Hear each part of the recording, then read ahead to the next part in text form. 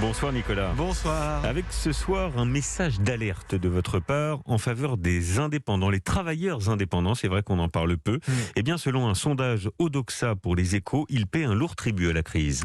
Oui, alors c'est vrai qu'on n'en parle pas beaucoup, hein. Ils sont souvent noyés dans les statistiques. L'INSEE nous a donné il y a quelques semaines les statistiques de pouvoir d'achat pour 2020, pour l'ensemble de la population française, et on a vu que ça n'avait pas baissé. Donc on peut se dire qu'au fond, on n'a pas de difficultés de revenus liées à cette crise. En fait, pour les voir, il faut rentrer dans les catégories de population, et notamment les jeunes et les indépendants. Les jeunes, on en parle sans doute pas assez, mais les indépendants, on n'en parle quasiment pas. Alors vous savez, les indépendants, ce sont beaucoup de commerçants, oui, de gérants d'hôtels, de gérants de restaurants.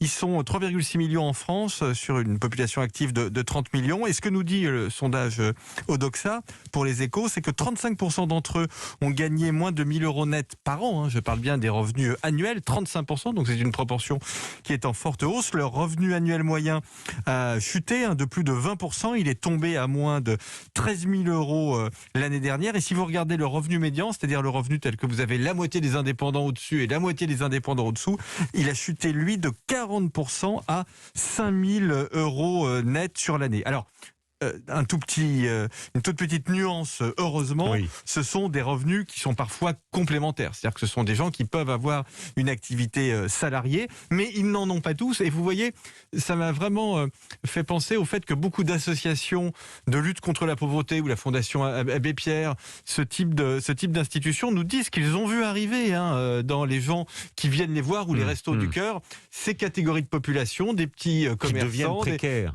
Et qui ne venaient pas avant. Oui, et qui ne venaient pas avant.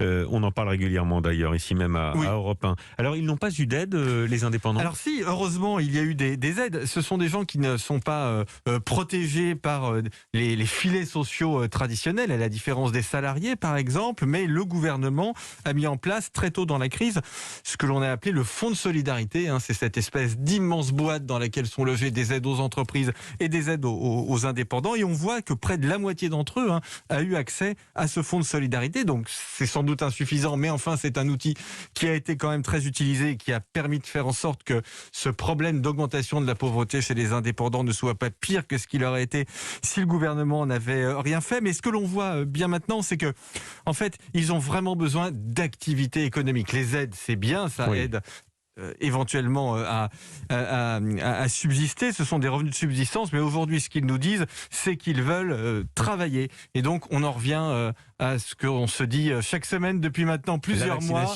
Et ouais, c'est ça, pour aider les indépendants, on vaccine, on accélère la vaccination, on va se faire vacciner si on peut. Et puis, après la vaccination, on aura besoin d'un grand plan de relance, un massif, pour aider tous ces gens-là dont le pays a bien besoin. Bien, merci. On a hâte d'en être au plan de relance. Oui. À qui le dites-vous ? Ça voudra dire qu'on sera en partie sorti de cette situation de confinement. Merci Nicolas. Merci.